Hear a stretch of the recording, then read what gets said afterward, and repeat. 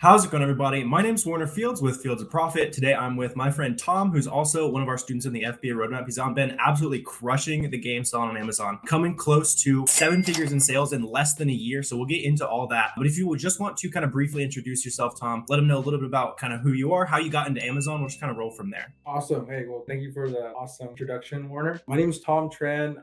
I run this business with my brother. His name is Thomas Tran. It's a very interesting long story there. But we've been doing Amazon for about 11 months now. And as a direct result of buying the roadmap, we scaled our business massively and just networking with other sellers. Yeah, that's pretty much it. That's awesome. Yeah. We were talking a little bit. You're at like 780K in 11 months. Is that right? Yeah.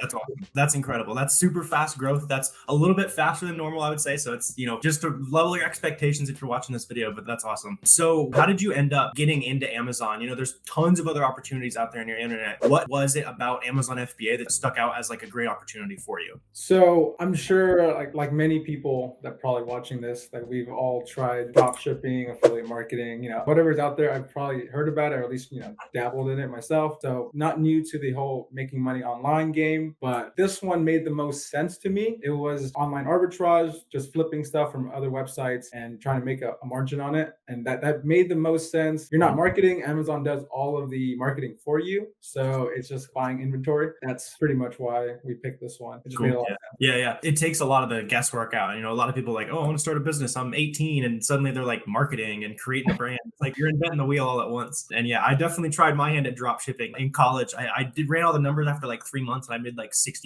in profit or something. I was like, all right, this is not working. This is not it. Yeah, you're better than me because I lost mine. I think I lost a couple hundred. Yeah. in a bunch of time. Yeah, so that's funny. So do you remember maybe that first item that you're able to find and flip on Amazon? Do you want to share what that item was? Do you remember how you found it? Yeah. Maybe? We were just reverse sourcing. Like, you learn through all the YouTube videos on Miles and Warner's channel. But the first item was a cooler bag from Walmart. We made like $5 on it. And then lo and behold, it tanks as most Walmart stuff does for us. So we just, that was the first product.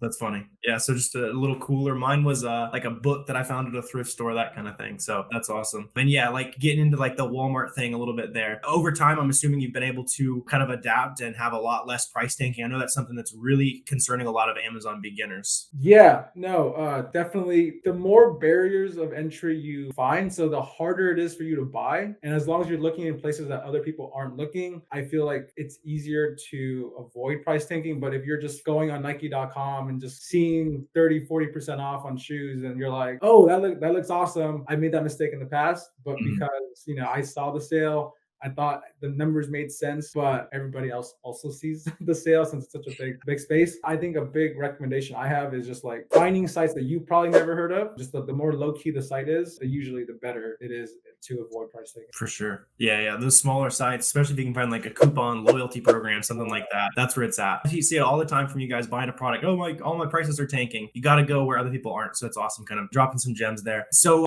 early on, you were able to find that Walmart cooler. How long did it take you until you were finding, items pretty quickly? Like when did things start clicking? Like how many months into your journey was that? Awesome. Okay. So I'll kind of give you guys like the progression. We bought the FBA Roadmap May 30th of 2022. We made our first sale June 17th, roughly. And so that first month of June, we did like 1,000 in revenue, which is nothing crazy. And then the next month we did 6K. Things started clicking. Obviously, we're buying stuff that made sense. But the very next month was the back to school season. So I believe that was August. And August was crazy. So we went from 1K, 6K, and then the very next month, it was like 64, 65K. Damn.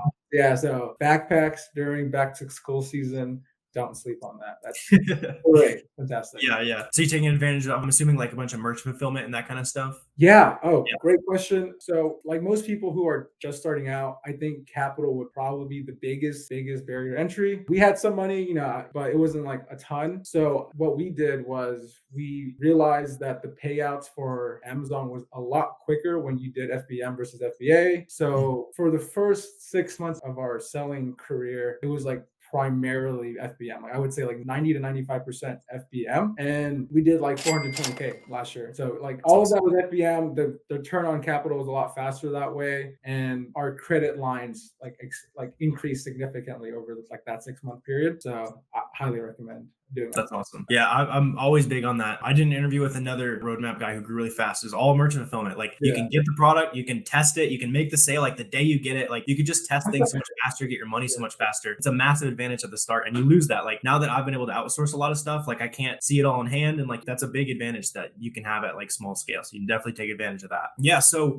kind of moving forward a little bit, was there a point in your business, like what was that moment where it's like, oh crap, like Amazon, this can be a serious, significant income? Was it backpacks? Sounds like it might have been for you. For me, I was, I went on a cruise. I came back out of reception and I had sold like $5,000 in used books or something like that. Do you know what your like light bulb moment was? Like, oh, you're like, oh, this is significant. Definitely. Obviously, there's a lot of seasonal items, but I'm sure everybody's heard, but Lululemon belt bags were super hot. Like they were like one of the best bolo-y items last year. And after that period of, that huge surge, I was looking at the numbers and we made like plus $40,000 on just like one item. And I was like, yo, that's that's kind of crazy. Let's really evaluate the opportunity here at hand and really capitalize. So that was like the light bulb moment where I was like, well, this is really good money. Probably could scale from here. That's awesome. Yeah, yeah. So obviously it's not all like sunshine and rainbows selling Amazon. You definitely made some mistakes in the early days. So, or just doing things inefficiently, right? So is there anything that worked at small scale that you kind of had to move past to reach those larger numbers? Oh, 1000% hitting a prep center. I think FBMing is awesome,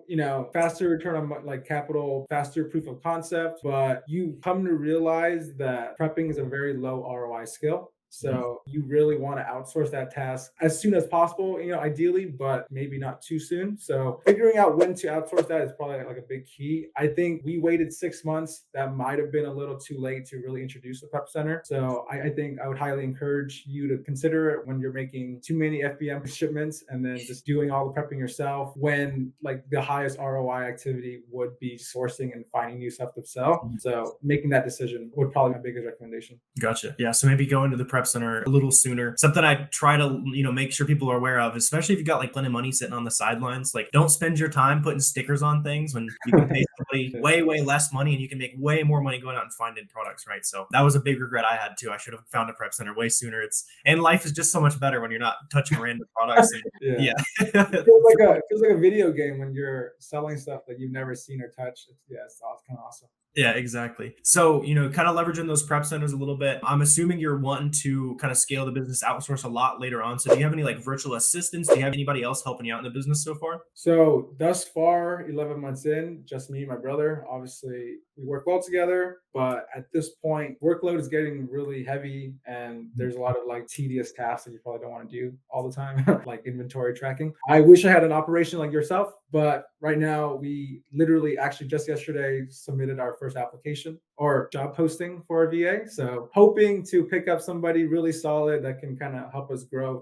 We can grow together. But as of right now, working on building that VA army. Like for sure. Yeah, yeah. I mean, that's awesome. You guys have been able to scale like 6-figure months without any help. Like, I think a lot of people look at that and be like, oh, I need a big team and I need a lot of help to reach 6 figures, but you're crushing it. Yeah. So kind of within that decision, obviously it's like your first VA. Do you have any questions for me? Like, within that VA hiring process, like super happy to help you out. I'm sure a lot of people would probably be asking the same questions. Yeah, great question. I definitely have some thoughts on that. So just out of curiosity, how many are you like interviewing at a time? Other questions is what type of VA would you hire first? I was thinking an admin VA first and then, slowly introduce the sourcing ones, but I don't know. That makes the most sense. I think those are the 2 questions right now. Yeah. Yeah. So, I mean, when you put a job posting out, we use like onlinejobs.ph. It's probably what you're using as well. You're going to get like a million job applications, as you probably already have had. So like a couple quick things is just like in that job posting, like make them put like their favorite color or something like that in the headline. So you know that who's paying attention and who's not. That's going to weed out a lot of people. From there, like vet out their skills. Like if you're hiring a sourcing VA, it's pretty, straightforward. Have them take a little test, something like that. And then we probably end up interviewing, I would say like 5 to 10 people per every job posting I put out. I could interview more, but generally we've kind of filled the position at that point. And as to that second question, like the admin versus sourcing sourcing VA. It's what a lot of people have been asking, like, which one should I get first? To me, it's more about like where you're spending a lot of like low value time. So sounds like you guys are doing pretty good at sourcing if you're able to spend like 100K without any virtual assistant help. So you probably got good systems, like you're probably able to spend more money and then just free up your time with that admin VA in the short term. Sometimes I would suggest the opposite, but for you, probably an admin VA, because then you're gonna be able to just hop in, make a quick Google Doc, hop on a couple calls with them, and then you won't have to do like ungating requests, account health, stranded inventory, all that kind of stuff. You're even smiling thinking about not having to do that anymore. So yeah, that's probably where I would put your time based on kind of what you're talking about. I would say like if you are getting to a point where you're sourcing a good amount, you're finding a lot of great stuff, and you just have a ton of money sitting on the sidelines, like that's where you should go in and get in the sourcing VA. So really case by case. For you, you might want both, but I would probably start with the admin for you.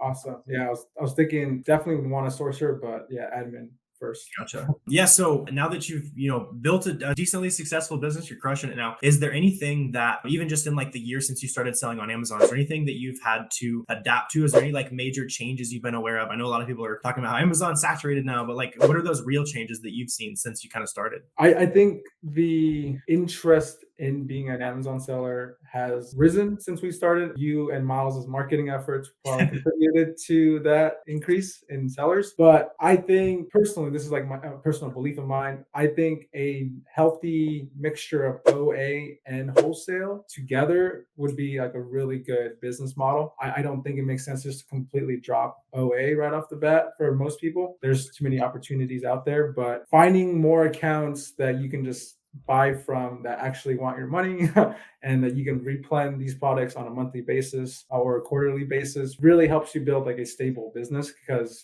there's a lot of price tanking, and I'm on a listing right now where there was like 8 to 10 sellers the other day. Now there's like 80. So like that's crazy. Gotcha. Yeah. You're always going to run into stuff like that. Like maybe it was too easy to find, or that sale's too saturated now, like all that kind of stuff. But yeah, I think I agree with you. Like looking around, seeing a lot of other opportunities out there. I still think that like OA plus wholesale it's like a top 3 cash flow business on the internet right now. Like it's crazy. So another thing we were kind of talking about was the importance of like putting yourself out there, that networking, that kind of stuff. I know you've also been on like Twitter, that kind of stuff as well. What have you gotten out of networking, and why is that so important for you? I believe that it is absolutely critical for you to like put yourself out there. I guess a little bit about the background and the story. The first Lululemon belt bag that I sold that made us 40 grand. It came as a direct DM from Jimmy FBA. I'm sure some of you guys might know who that is. Jimmy, shout out Jimmy, by the way. Jimmy made us 40 grand. And that was just because I was just talking to other sellers. And that's just like, obviously that's probably the biggest example I have. But not only that, just the power of picking everybody's brain. Everybody knows a little bit something that you don't. There's always something you can learn from other people. I believe that, the more you put yourself out there, the more you get connected into the community, you really build this like network, this like mastermind group of homies you can just hit up about stuff. I think that's like really, really crucial. Yeah, it's also just a lot more fun if you have friends to talk with, right? Yeah. And a lot of people say like go make connections, that kind of stuff. Do you have any advice for that newer seller? Like what should they go do? Should they make a Twitter page? Should they jump in a Discord? Like how was that early networking process for you? Well, I paid for the roadmap. I'm sure, as I mentioned, the roadmap comes accompanied with a private Discord. And that was where I met the majority of like my homies, my friends. So I started out the network there because obviously the people who are paying for a course are usually, definitely a tad more serious, and they were definitely more than happy to talk and chat and just hop on Discord calls and just kind of just figure out who has what profitable leads. You're sharing knowledge. That's awesome. But I think Twitter offers another great opportunity. Like obviously not everybody's going to be in that one Discord. Just tweeting, sharing your thoughts, sharing your experiences, sharing your trials, tribulations with Twitter, and just tweeting into the void. Somebody might acknowledge you and somebody might relate. And from there, you guys can kind of build your own friendship relationship. I think that's super helpful. For sure. Yeah, that's awesome. I appreciate the vouch there as well. I've been loving the community when able to build them there. It's been a lot of fun. Yeah. So looking into the future a little bit, like what are kind of your long-term goals for your business, personal, or are you full-time on Amazon already? Like what's the next 1 or 2 years look like for you? Awesome question. So prior to Amazon, I was a real estate agent, doing okay to taking advantage of the COVID boom, but obviously it's a little bit more uncertain these days. At this point, I'm pretty much full-time Amazon. I don't really do too much in that industry. The longer term picture, the vision me and my brother kind of often talk about is being able to have like a location independent business. So we're gonna obviously leverage prep centers and kind of live in Southeast Asia for a period of time. That's kind of the overarching goal, just kind of running a business from a laptop, living that laptop lifestyle. That's awesome. Do you have a destination in mind over there? I spent a few months in Southeast Asia. Oh, that's awesome. I'm Vietnamese, so Nice. I've only visited once. I was born there, but I really love the culture. The food's awesome. I think it's top 5 in the world, but I might be biased. I want to live there for at least a period of time. And then obviously Thailand and Indonesia, Bali, all that. But where are you at? Yeah, I studied in Hong Kong for like a semester. I visited Ho Chi Minh City for a few days though, so I've Cool. been to Vietnam. It was really cool. I went out on the Mekong River, all that kind of stuff. So yeah, that's awesome. We gotta get you over there. It's like permanent vacation, once you Yeah. kind of be location independent. That's sick. So just kind of wrapping us up here. If you were that guy or girl again, you got $0 in sales, $1,000 in sales. What advice would you have for that seller? What should they go take action on? I think this is not a paid sponsorship, but I think the FBA roadmap gets you from point A to like Z really quickly. Like you understand the business model, you know what actions to take. I think that's a very worthwhile investment. And then from there, just really practicing your sourcing skills. That's free. You don't even have to, buy anything. I just think your ability to analyze data, make buying decisions are the biggest and highest ROI activities. The more reps you put in and practicing that skill, I think you can make crap loads of money. So I think that's what I would recommend. So real quick, if you're watching this video before May 29th, you have an awesome opportunity to jump into the FBA roadmap, just like Tom did to scale his business. On Monday, May 29th, we're adding a ton of new content. We're updating a ton of old content. There's over 4 hours of new and updated content in this update. It already was, but now I am certain that this is the best OA guide on the internet. There's nothing else like it. So if you want to take advantage before May 29th, we're going to raise the price by $50 on the 29th, so you can get it a little bit cheaper, get all that extra value. You're going to get 14 plus hours of content, a private Discord. You're going to get weekly Zoom calls. You're going to get downloadable guides, pretty much everything you'd need to be able to scale your Amazon business successfully, all for a one-time fee. So go ahead and check out the FBA roadmap down below before Monday 29th when the price goes up by $50. We've had literally thousands of Amazon sellers take this course and find success. But if you hop in and don't think it's for you, send me a message. Within 2 weeks, I'll give you your money back, no questions asked. If you're not going to make a ton of money off of it, I don't want to make money off of it either. Go check it out before the price goes up. Let's go back into it. That's awesome. Yeah, go out there, practice. I appreciate the vouch again. Glad I've been able to help you out a little bit. If you guys watching want to go network, I'm sure Tom wants to add some more people to his network as well. Where can they go find you out on social media? Yeah, I run a little Discord. It's like a pretty private thing, but I'm always looking to network and add new minds to it. You can find me on Twitter at Wi-Fi Demigod. So it's Wi-Fi DEMIGOD. Or you can find us on Instagram, not super active there, but Transcend Ecom. So TRANSCENDECOM. So Transcend Ecom. I think those are the best places to find me. Perfect. We'll get those linked down below. So go reach out to Tom if something resonated with you, all that kind of stuff. Really appreciate you guys watching this video. If you did get value out of Tom's journey here, if you guys could hit the subscribe button, I would really appreciate that. If you guys have any questions, comments, anything like that, drop those down below as well. Always happy to answer those. Really appreciate you coming on the channel, Tom. Thank you guys for watching this video, and I will see you next time.